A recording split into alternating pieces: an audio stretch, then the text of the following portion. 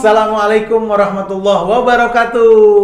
Kembali lagi di Ngobras, ngobrol bareng di Zawiyah, podcast yang akan ngobrolin tema-tema dakwah Islam yang aktual, tajam, terpercaya, berilmu, serius, tapi tetap santuy. Sahabat Zawiyah yang dirahmati Allah Subhanahu wa taala. Masya Allah, tabarakallah. Alhamdulillah kita bisa berjumpa lagi di podcast yang pada kali ini temanya sangat-sangat menarik. Insya Allah temanya itu adalah Science, dan pastinya kita kedatangan narasumber yang istimewa pada hari ini, yaitu Profesor Dr. Husin bin Ali Alatas. Assalamualaikum Prof. Husin. Waalaikumsalam warahmatullahi wabarakatuh. Prof. Husin, kita akan ngebahas sains dan Islam, sains dan Islam. Tapi sebelum kita bahas, Prof, kepada seluruh sahabat Zawiyah, jangan lupa subscribe, like, komen, dan share seluruh sosial media Zawiyah Channel dengan username Zawiyah Channel. Ada di Facebook, ada di Instagram, ada di YouTube, Spotify, TikTok, Snack Video, dan juga Twitter. Jadi ada 7 platform sosial media kita. Jangan lupa di follow, karena untuk membantu dakwah, untuk mensiarkan dakwah dari Yayasan Wakaf Zawiyah. Baik, Prof. Husin, kita pengen ngobrolin tentang sains nih, Prof. Nah, sains dan Islam. Jadi banyak orang berbicara, banyak orang juga bilang bahwa sains itu adalah ilmu dunia, dan sains itu ilmu dunia, sedangkan Islam atau agama itu adalah ilmu langit. Nah, bagaimana Prof. Husin bisa menjelaskan ini, bisa menjawab ini? Emang sebenarnya apa terpisah atau bagaimana? Nah, sebenarnya apa sih, Prof, yang disebut dengan sains, dan mengapa kita perlu sains? Begitu, Prof. Terima kasih, Said Muhammad. Iya. Ya, ini memang pertanyaan klasik ya, pertanyaan yang menarik untuk dijawab ya. Mungkin saya akan mulai dari wahyu pertama yang diturunkan oleh Allah Subhanahu wa taala kepada baginda Nabi Muhammad sallallahu alaihi wasallam. Di surah Al-Alaq kan ya. Jadi Allah mengatakan, Iqra bismi rabbikal ladzi khalaq. Khalaqal insana min 'alaq.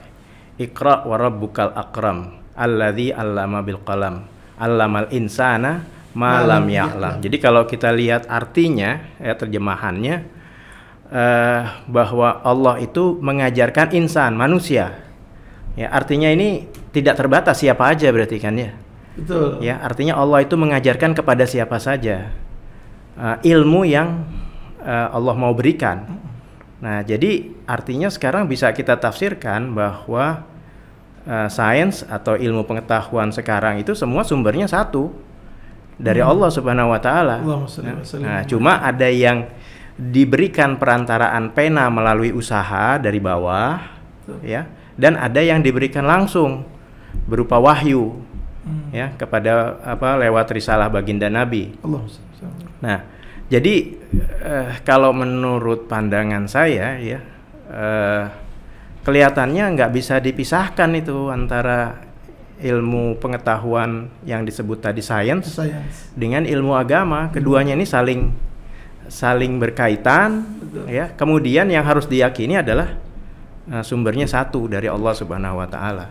Ya, meskipun ilmu tersebut kemudian diperoleh oleh orang-orang yang belum beriman kepada Allah Subhanahu wa taala. Tapi kan dia manusia juga. Betul. Ya kan, termasuk insan yang disebutkan di dalam surah Al-Alaq. Al-Alaq. Jadi intinya sains ini adalah ilmu Allah, ilmu dari Allah untuk manusia semuanya, Prof. Untuk manusia, betul. Iya, bukan hanya orang Islam gitu ya. Agama lain pun itu mendapatkan sains juga, mendapatkan pengetahuan dari Allah tadi.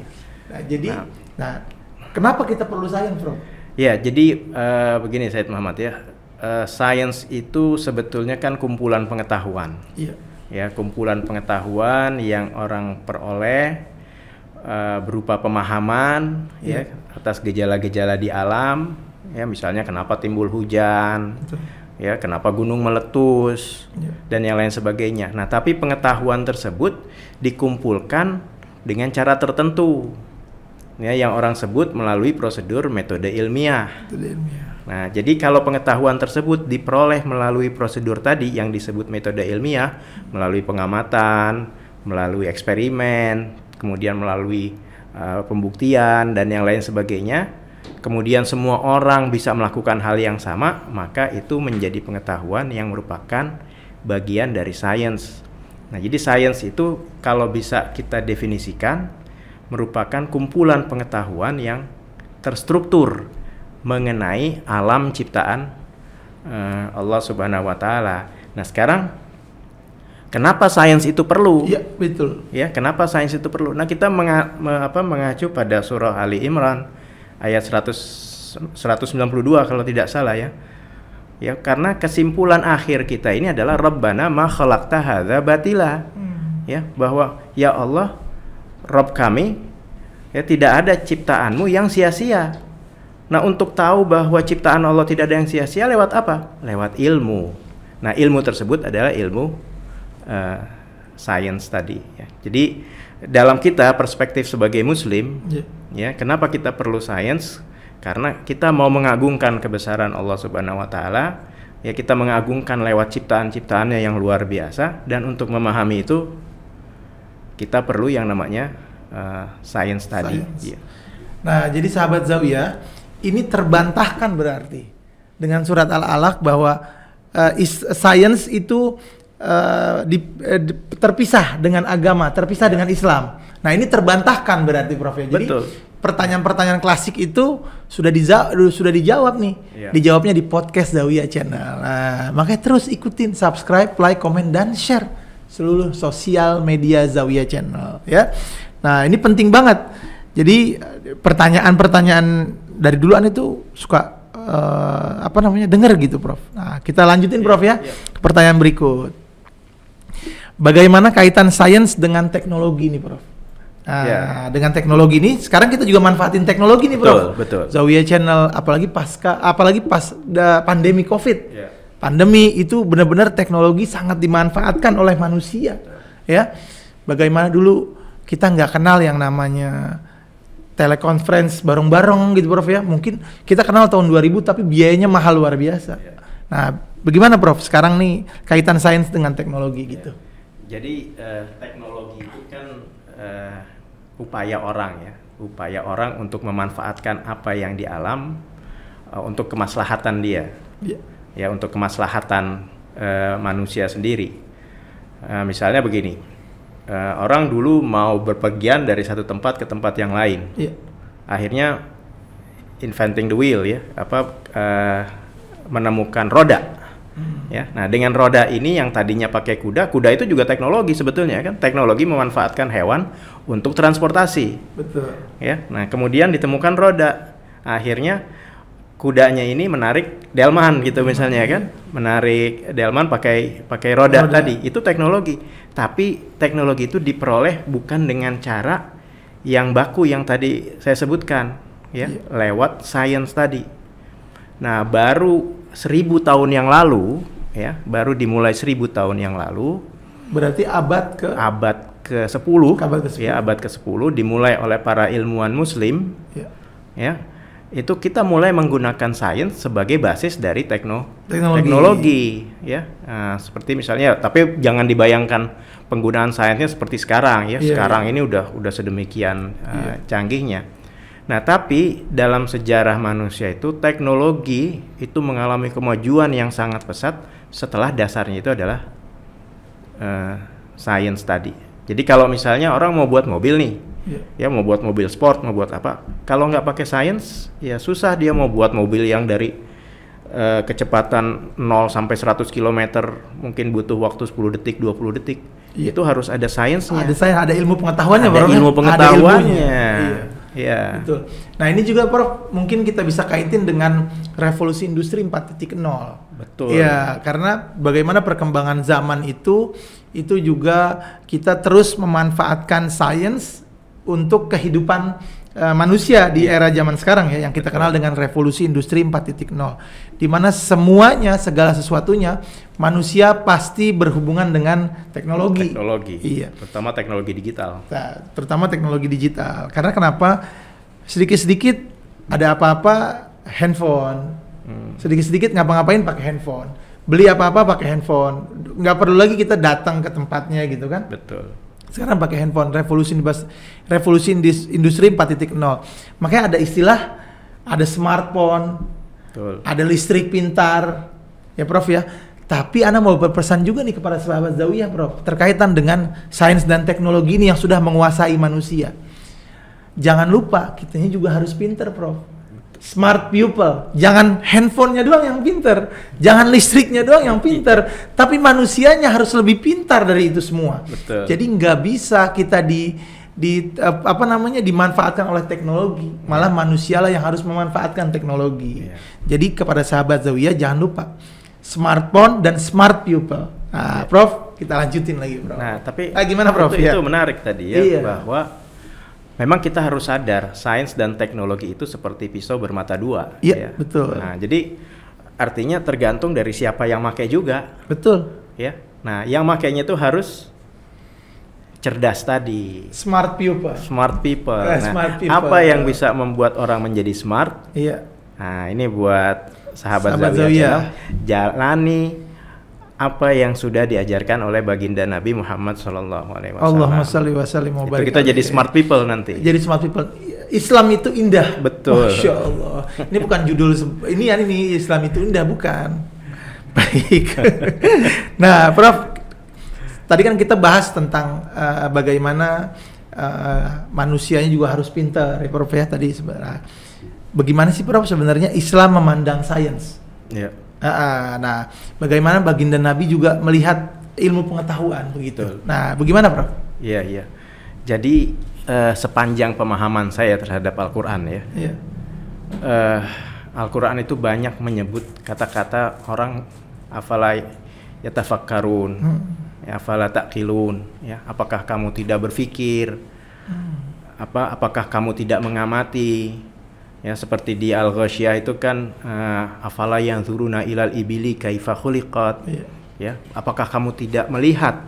Nah, kalau dalam bahasa saintifiknya melihat itu adalah observasi. Apakah kamu tidak melakukan observasi ketika unta itu melahirkan? Ya. Nah, itu kan sebetulnya tantangan-tantangan, ya, tantangan yang diberikan oleh Al-Quran untuk manusia tidak jumut, tapi terus berpikir.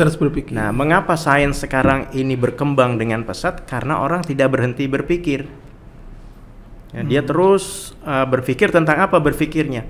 Tentang kebesaran ciptaan Allah Subhanahu wa Ta'ala tadi. Ya, artinya unta, bumi, langit dan lain semuanya adalah ciptaan Allah Subhanahu wa Ta'ala yang bisa dipikirkan kalau kita menguasai sains tadi. Ya. Nah, jadi berarti kita bisa ambil kesimpulan Islam itu sangat memandang positif sains. Ya, kenapa? Karena sains itu kan basisnya berpikir. Betul. Sementara Islam lewat Al-Quran selalu menyeru orang untuk berpikir. Ya, terutama di kalau surah kebanggaan, bukan kebanggaan ya, maksudnya yang kegemaran saya yang ngutip itu Ali Imran 190 sampai 192. Ya, inna fi khalqis samawati wal ard waqtilafil laili wan nahari la ayati liulil albab, ya, bahwa di dalam berselisih gantinya langit dan bumi, siang dan malam, itu ada tanda-tanda bagi orang yang berpikir. Ya, ulil albab katanya orang yang berpikir. Ya. Iya. Nah, kan juga kita manusia ini kan sebagai khalifah di muka bumi, Prof. Betul. Nah, jadi bagaimana kita bisa memanfaatkan alam semesta ini, ilmu pengetahuan ini untuk kehidupan kita? Karena kita khalifah, kita disuruh berpikir, kita disuruh kalau istilah bahasa Betawinya, ya kamu garap dah ini dunia. Betul. Gitu. Kamu garap ini alam semesta. Tapi tetap dengan aturan-aturan Allah Subhanahu wa Ta'ala. Begitu, Prof ya? Ya, jadi itu penting itu, Sayyid Muhammad ya. Untuk memahami bahwa manusia ini diciptakan Allah sebagai wakil Allah di muka bumi. Sebagai wakil Allah sebagai khalifah Allah di muka bumi. Di muka bumi. Ya. Jadi bumi ini bukan sekedar tempat transit. Betul. Ya, dari apa itu alam ruh ke alam rahim, ke alam fana ini. Ke alam fana. Ya, terus ke alam barzah. Ya? Bukan hanya sekedar transit, ya, tapi justru ada perintah di sini, ya. Perintahnya sebagai apa? Sebagai khalifah fil ard, ya, sebagai wakil Allah di muka bumi. Dan untuk mengoptimalkan fungsi sebagai wakil Allah di muka bumi, maka sejarah udah menunjukkan ya sains lah yang turut punya peran yang signifikan untuk mengimplementasikan tadi ya, untuk mewujudkan peran manusia sebagai, artinya bagaimana kita mau memberikan kemanfaatan pada alam, ya bagaimana kita mau memberikan kemanfaatan pada saudara kita yang lain, ya kepada lingkungan dan yang lain sebagainya, kalau kita nggak punya ilmu pengetahuan tadi. Betul. Nah, Prof, terkait itu, Prof, bagaimana perkembangan sains di dunia Islam, Prof? Di dunia sedikit Islam. Mungkin, ya, perkembangan sains di dunia Islam. Karena gini, Prof, salah satunya juga nih Zawiyah Channel ini kan memanfaatkan perkembangan teknologi untuk dakwah, untuk syiar Islam gitu, Prof. Nah, bagaimana Prof Husin melihat ini? Ya, kita mesti objektif ya ngelihat sejarah ya.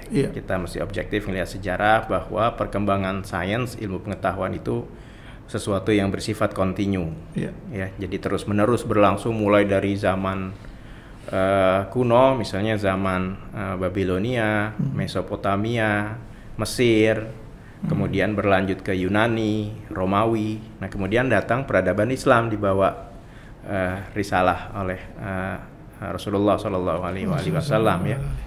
Nah,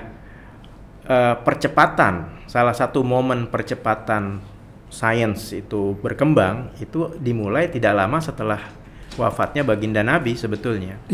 Ya, jadi baginda Nabi itu wafat tahun 637 kalau tidak salah ya, Masehi. Nah, itu tahun 750-an ya. Di Baghdad itu sudah berdiri pusat ilmu pengetahuan di Baghdad ya. Ada yang namanya Baitul Hikmah. Ya, atau kalau bahasa Inggrisnya House of Wisdom. Nah, dari House of Wisdom inilah lahir banyak ilmuwan-ilmuwan muslim ya, seperti Al-Khwarizmi, Al-Kindi, mungkin Ibnu Haytham juga ya. Nah, itu adalah pioneer dari sains modern. Ya, jadi kalau dibilang sains modern itu mungkin nggak terlalu berlebihan kalau diinisiasi oleh muslim.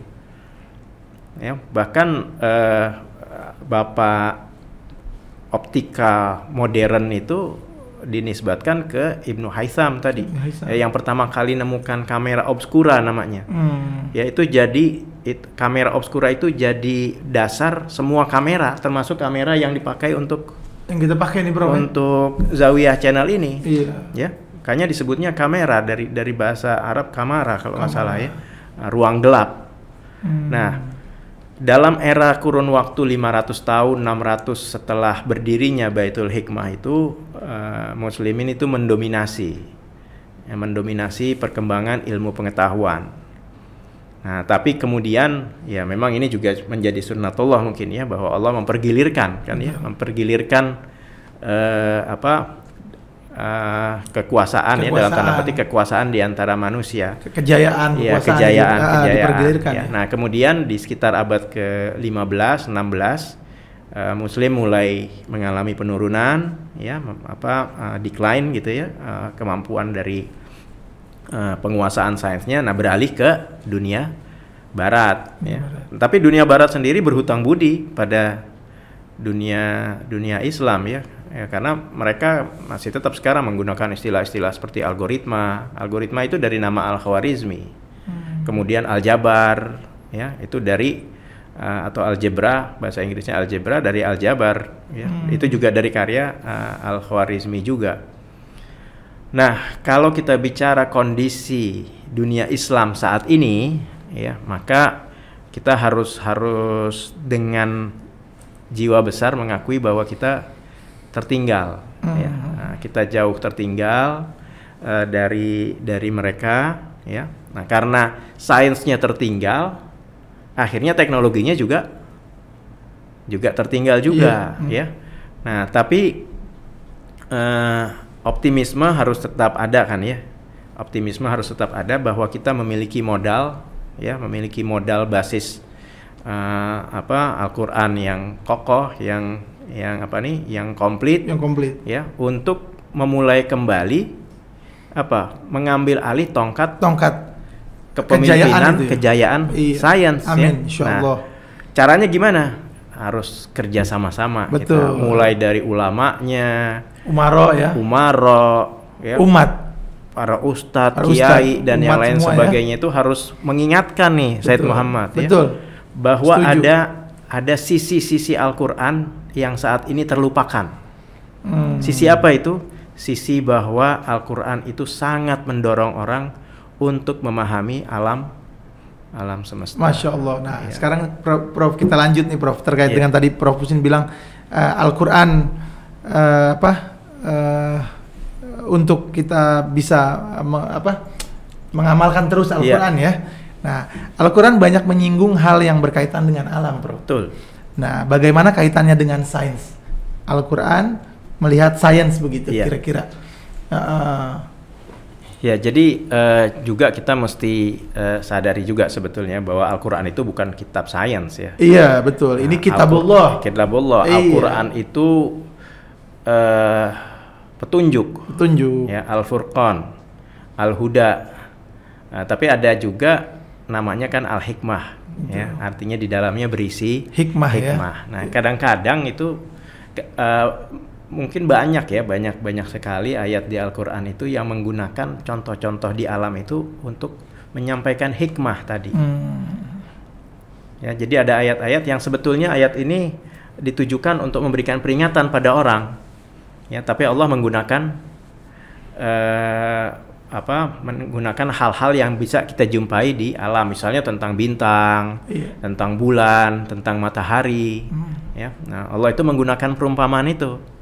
Nah, jadi kalau misalnya dihitung-hitung konon ada lebih dari 800 ayat di dalam Al-Quran yang berbicara tentang alam. Ya, jadi itu lumayan banyak itu ya.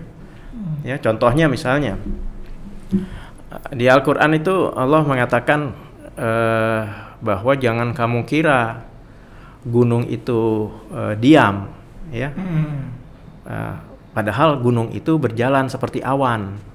Wah, itu orang tahu 1400 tahun yang lalu. Betul. Mendengar kata itu, ya sami'na wa ta'na aja, beriman aja. Beriman. Ya, tapi nggak pernah bisa dibayangin bagaimana sahabat Nabi melihat gunung Uhud, ya itu bergerak seperti awan. Betul.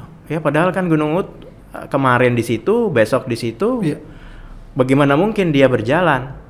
Ya, baru 1400 tahun kemudian orang memahami ya bahwa gunung memang sebetulnya dia berjalan di atas lempengan tektonik ya yang di bawahnya ada magma. Jadi itu ya kita bisa bayangkan lah kenapa redaksinya itu seperti awan yang berjalan ya, bahwa sekarang kita tahu bahwa gunung itu bergerak ya. Nah, itulah salah satu yang menarik ya dari pembahasan di dalam Al-Quran ini. Betul, Prof. Nah, memang sangat menarik nih Prof ya, terkaitan dengan Al-Quran melihat sains begitu ya, Islam melihat sains. Ini sangat-sangat menarik. Saya juga tadi tertarik dengan jawaban Prof Husin terkait dengan kamera berasal dari Komaro. Nah, ini sangat menarik. Karena kenapa? Berarti Islam saat itu sudah maju sekali, Prof ya, sudah berkembang sekali, begitu. Betul. Nah, Islam sudah melihat bahwa sains ini adalah memang dibutuhkan untuk kita bisa bermanfaat. Sains untuk bermanfaat untuk manusia, mengembangkan teknologi pada saat itu ya, Prof ya. Persis. Gitu, Prof ya, Masya Allah. Jadi, nah kita lanjut Prof ke pertanyaan berikut. Nah, tadi bagaimana sih Prof kita menyikapi tantangan dari Al-Quran untuk berpikir tentang alam? Ya. Yang tadi Prof Husin bahas tuh gitu. Ya. Jadi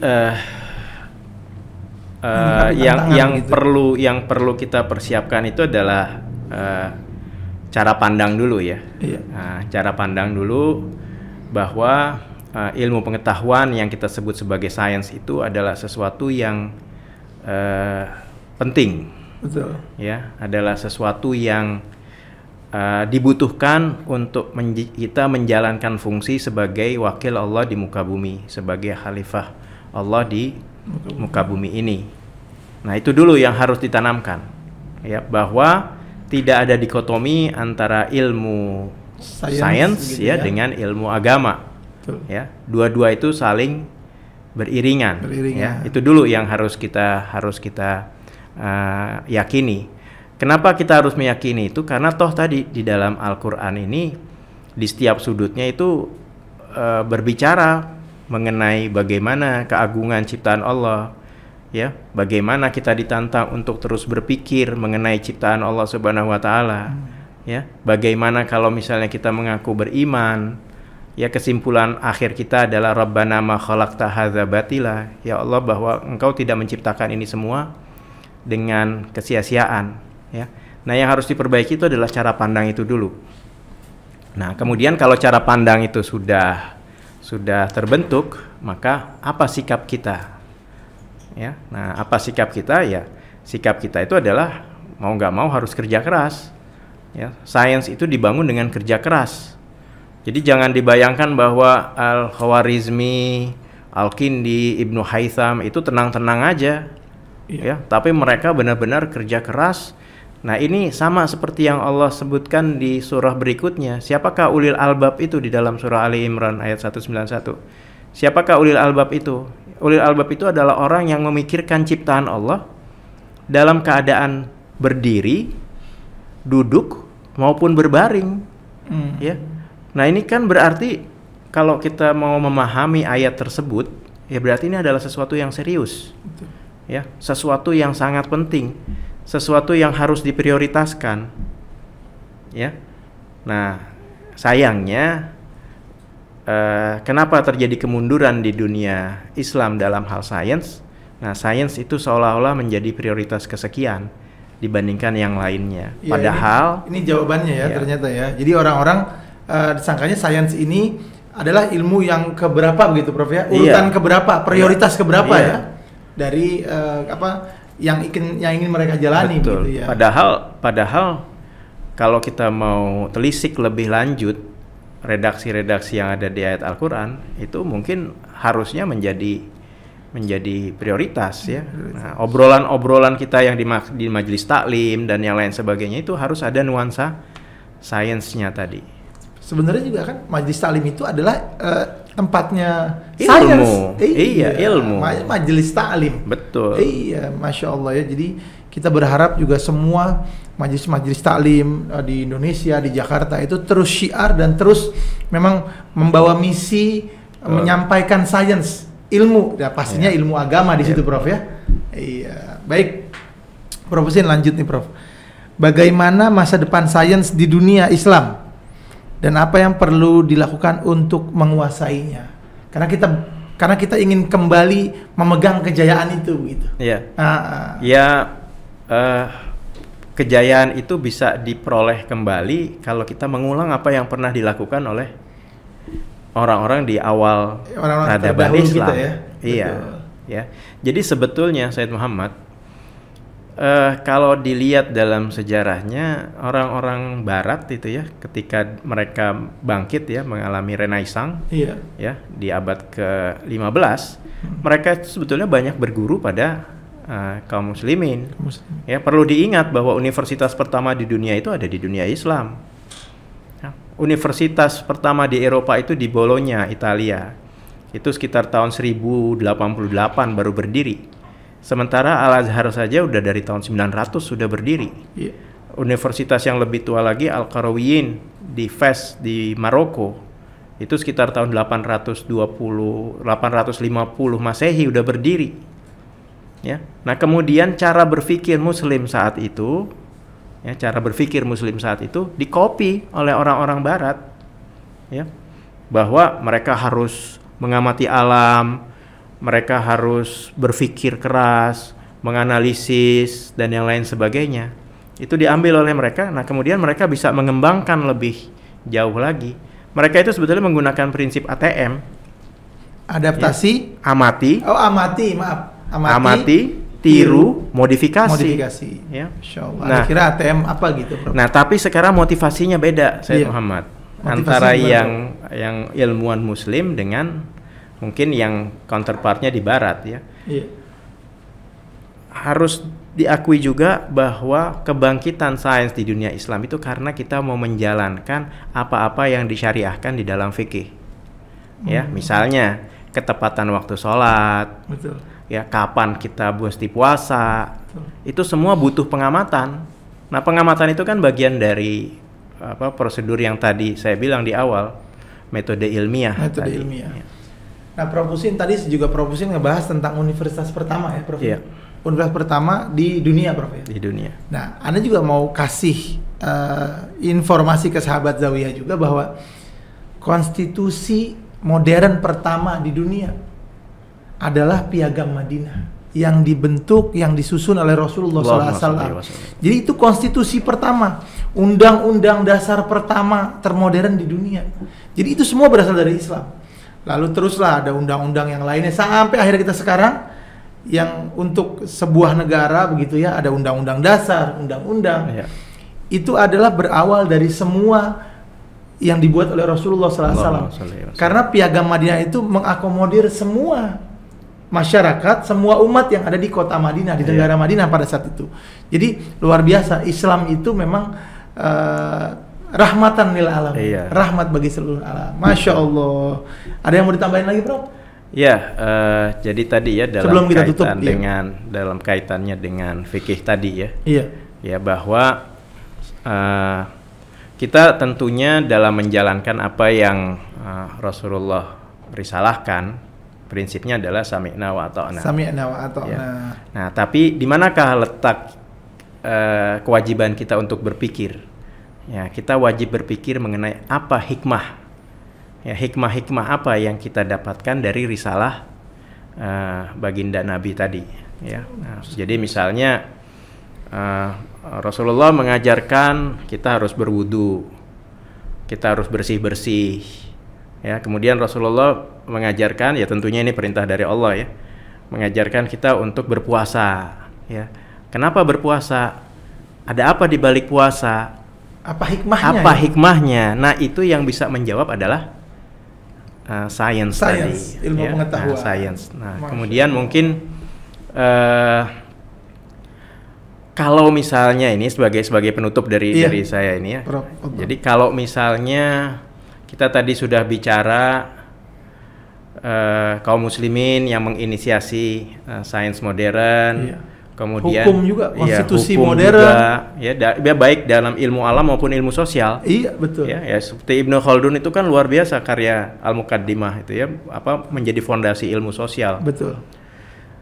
Kemudian di Al-Qur'an banyak sekali berbicara mengenai ayat-ayat tentang alam semesta, ya, tentang pentingnya berpikir, ya, tentang pentingnya mengobservasi, melihat, mengamati dan yang lain sebagainya. Nah, pertanyaan buat kita adalah lalu apa? Ya, kalau kita sudah punya itu semua, lalu apa? Nah, itulah tadi himbauan dari saya bahwa ya mulailah sekarang kita mendidik generasi muda kita ya untuk lebih mengenal sains ya supaya lahir ilmuwan-ilmuwan ya. Jadi sebetulnya kalau menurut saya harusnya disebutnya ulama fisika, ulama kimia, ulama biologi gitu. Amin. Ya. Betul. Ya, setuju. Prof. Husin jadi ulama ini. Prof. Husin juga ulama. Enggak, masih pekerja. Fisika, Prof ya. Iya. Ya, nah jadi itulah kita harus mulai melakukan action gitu ya. Iya.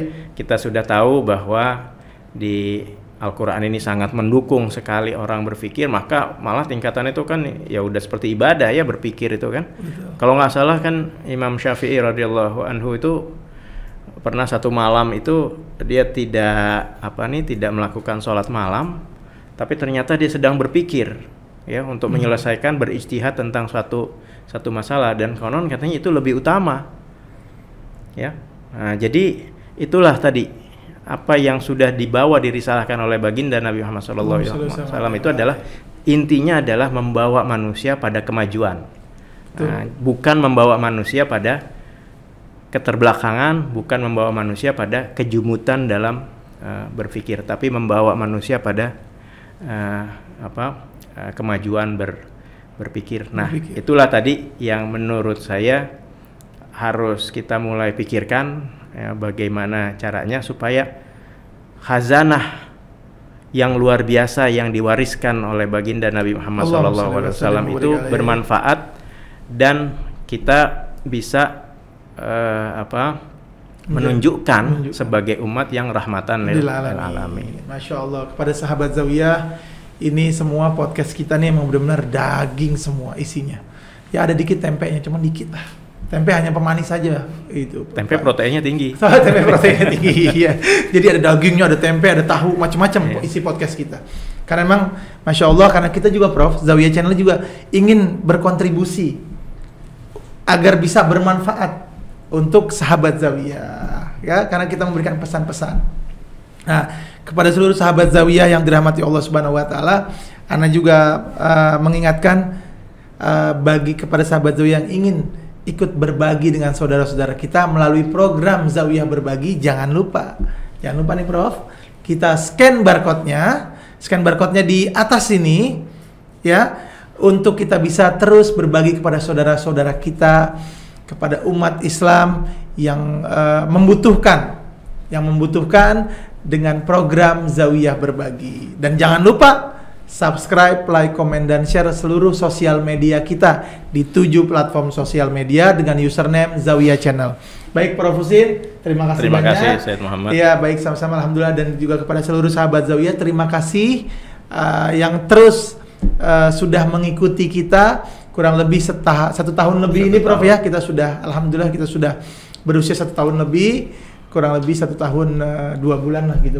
Kalau ibarat bayi ini kita lagi lucu-lucunya Prof. Masya Allah, lagi lucu-lucunya. Mudah-mudahan Zawiyah Channel juga terus bisa bermanfaat untuk sahabat Zawiyah dan seluruh umat Islam di Indonesia. Jangan lupa kita ada yel-yel. Tadi Prof Husin ngingetin juga. Kalau kita bilang Zawiyah, jawabnya mendunia ya Prof. Prof Husin sudah tahu. Baik. Ayo kepada sahabat Zawiyah ikuti ya. Bismillahirrahmanirrahim. Zawiyah Mandunia, Zawiyah Mandunia, Zawiyah Mandunia. Assalamualaikum warahmatullahi wabarakatuh. Waalaikumsalam warahmatullahi wabarakatuh.